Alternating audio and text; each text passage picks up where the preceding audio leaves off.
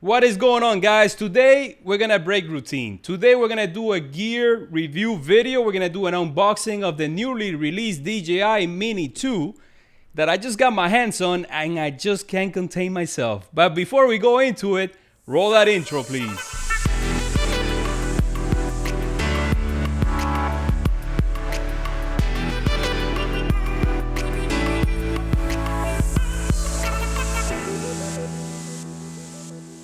You know, now that I watched that video intro, I think I had to update it because I no longer use the Canon 5D Mark IV. I don't use the Crane 3 stabilizer, and also the DJI Mavic Air in favor of this new drone that I just got. Guys, if you're new to the channel, my name is Efren Gonzalez. I'm a travel adventure vlogger. I do Camino de Santiago videos. I've done a few of the 7 summits.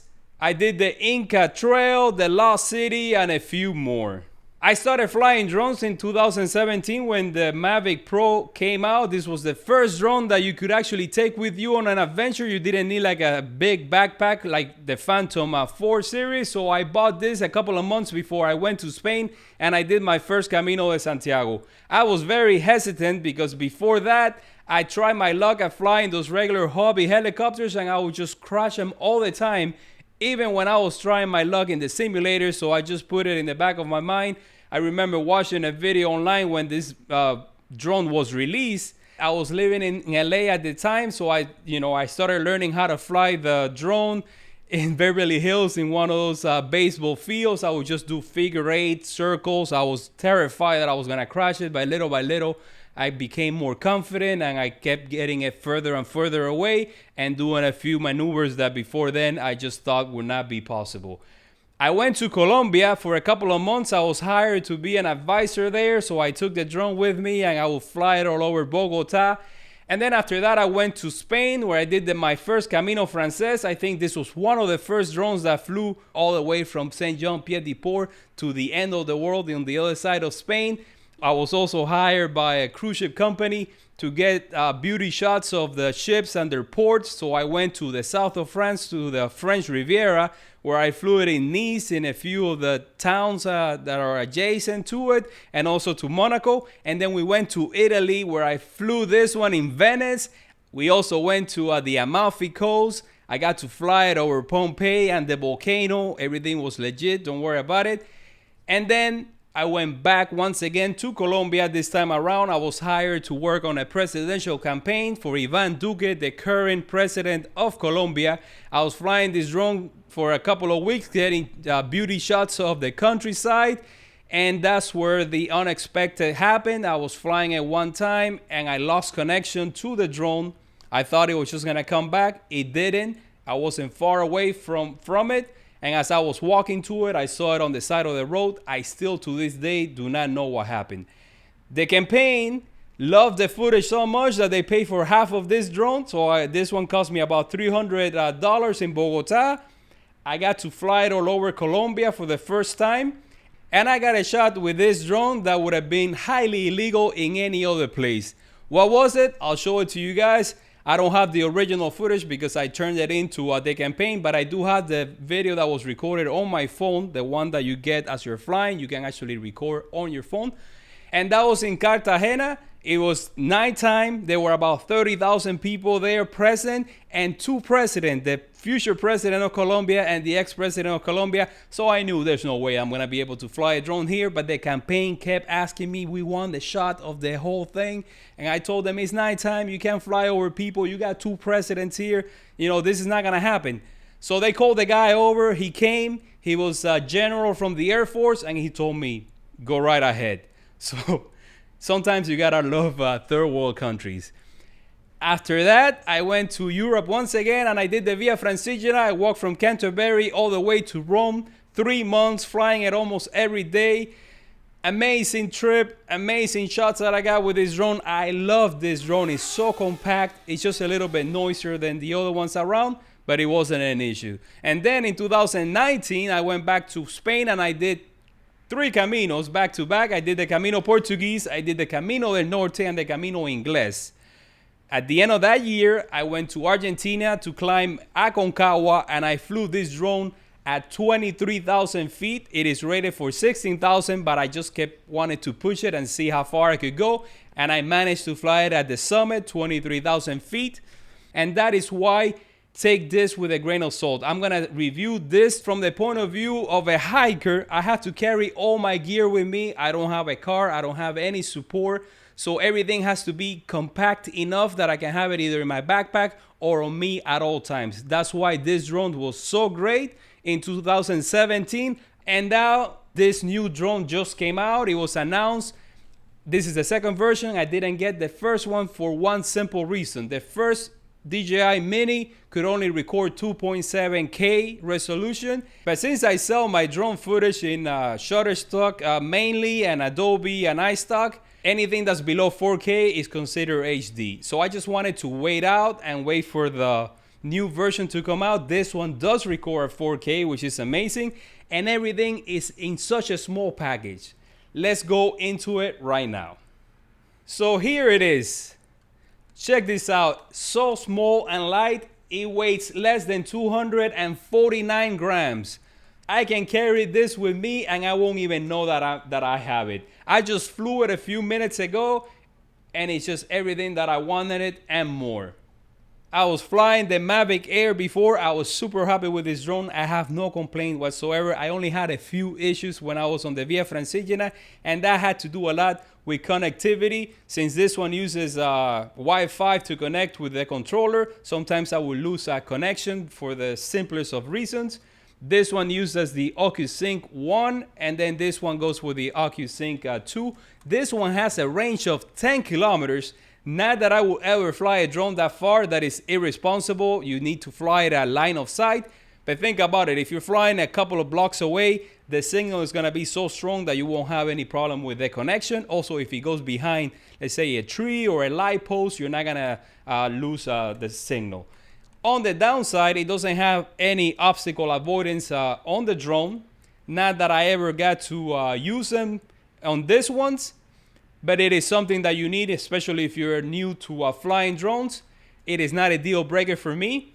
The camera, as I mentioned before, it is 4K, which is great. 4K, 30 frames per second, 24 frames per second. Some people wish it was 60. I'm using this as I walk, so for me, the most important things are the weight and the volume. How compact can I keep it so that I can carry it with me at all times? And not only with me, I want to have it in front of me. When I was doing the Camino Frances, the first one with the DJI Mavic Pro, I had it right here next to me at all times because I'm so lazy that I don't want to have it in the back of my backpack and then have to take it off, take the drone out, put it back in, put my backpack on. That's when your brain starts messing with you and sabotaging you. And whenever I thought about, you know what, maybe I'll get the shot down the line, I knew that I had to take it at the moment.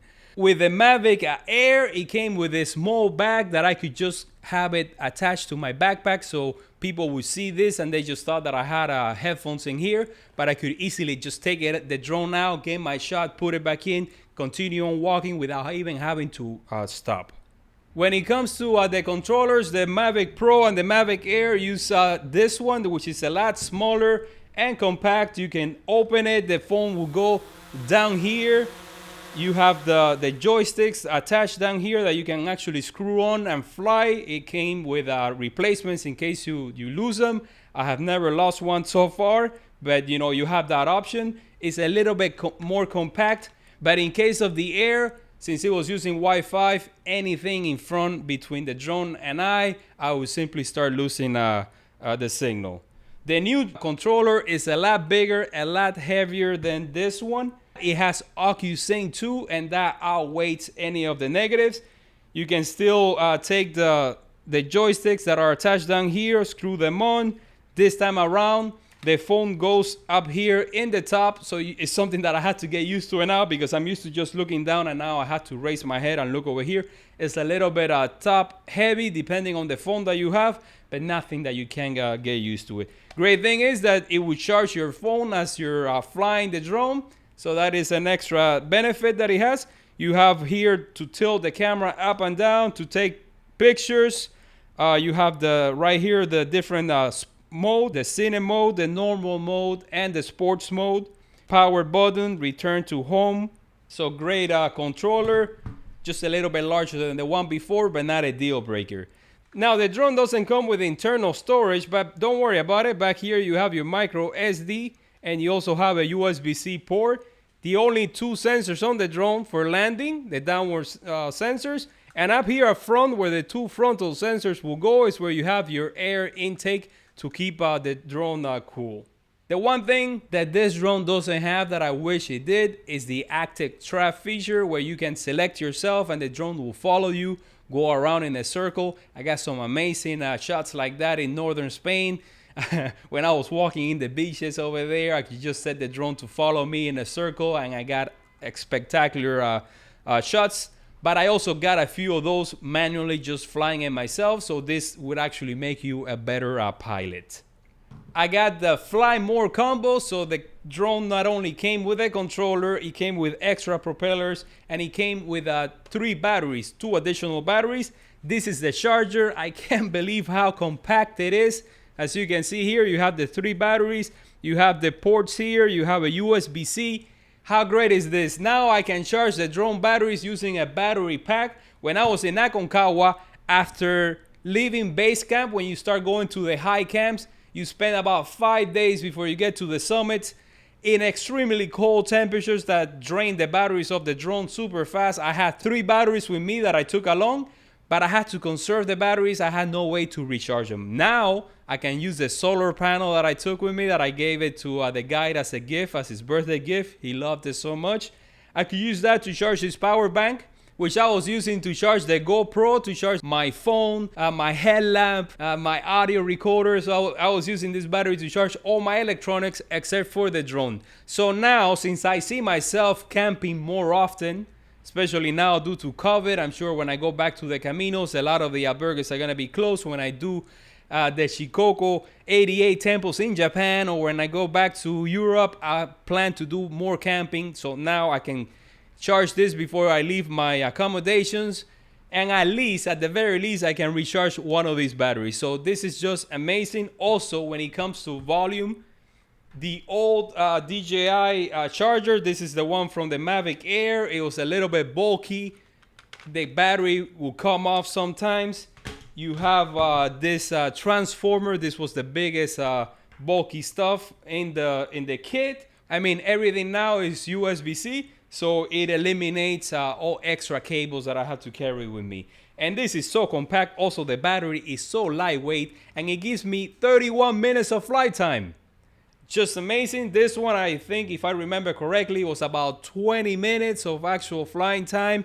This one was a little bit less, but just comparing the size of the battery, it's just unbelievable. This one right now, if I put it on top of my first drone, it kind of feels like, if you remember the space shuttle when it was on top of the plane flying, that's the way I see it right now. So guys, that's it. I think I went over all the features on the drone.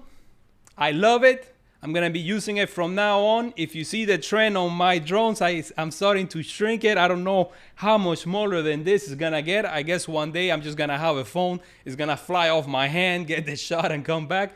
But it's the progress is going super fast. I mean, we're going from this to this in a little bit over 3 years.